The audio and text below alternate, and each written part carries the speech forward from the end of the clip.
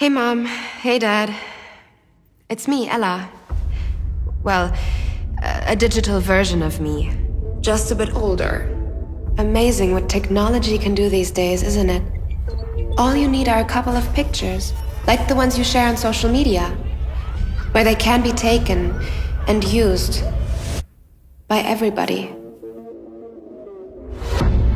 I know, for you, these pictures are just memories. But for others, they are data. And for me, maybe the beginning of a horrible future.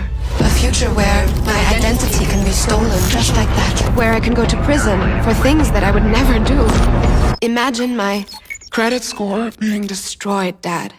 Or my voice copied to scam you, Mom. Mom, I'm in trouble. I need you to send me money, please. I don't want to become a meme, humiliated by everyone at school. Kill yourself, you fucking loser.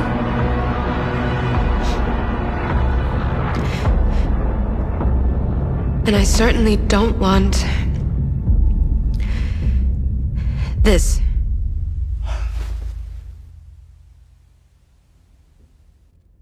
What you share online is like a digital footprint that will follow me around for the rest of my life.